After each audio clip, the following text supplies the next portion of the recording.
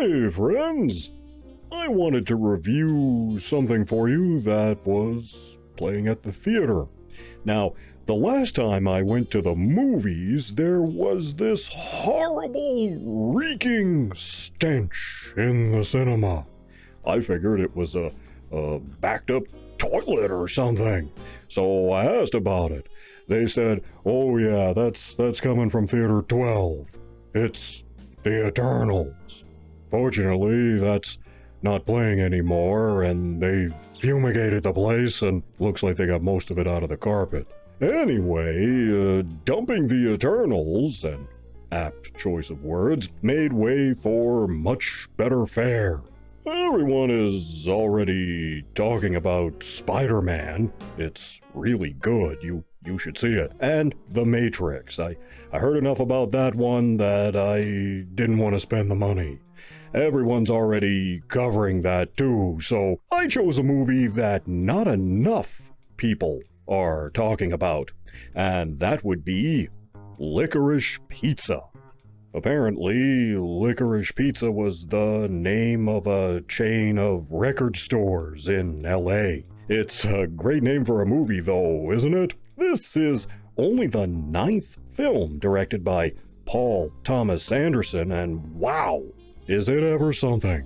Licorice Pizza takes place in Los Angeles in 1973. It's the story of a 15-year-old kid named Gary who meets and falls for an older girl, Alana. At first sight, she finds the kid amusing because he's an uber-confident little hustler, and he asks her on a date. She shows up, and they form an unlikely friendship that morphs into a more serious relationship as time passes. Gary is a wannabe child actor, but is winding up that phase of his life, starting other businesses, and Alana becomes drawn into his world. While Gary is ostensibly the main character, the story is really more about Alana and her journey. The cast is great. Sean Penn appears in an extended cameo as a sort of William Holden type. There's also a sort of Lucille Ball character here too, among other characters standing in for more famous real-life counterparts.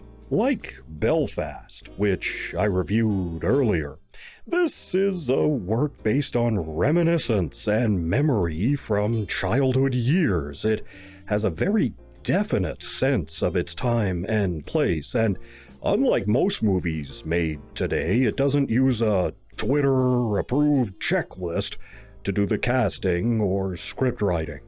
So there's nothing that takes you out of the immersion in this world setting.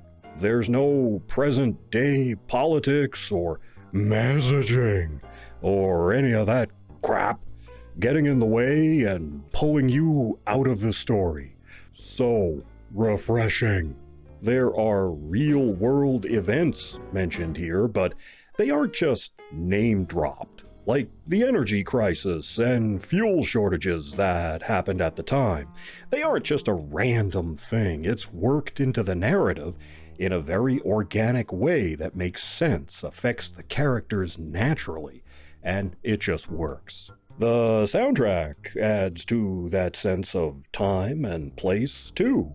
It just fits, even songs from further back in time, and things we see or hear on TV are vintage and believable. Carol Burnett personally picked out a clip from the Carol Burnett Show for the movie. The authenticity is everywhere. The clothes, the cars, the decor, the telephones, the kids' hairstyles and bicycles and all of that, it just feels so right. This is 1973 Los Angeles, warts and all.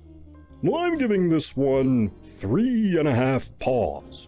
It's funny, it's quirky, it has heart, it's definitely well worth your time, and a damn fine film. More people need to see this film and support this kind of filmmaking.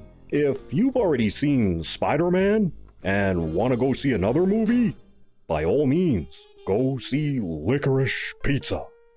You take care, and I'll see you in the next one.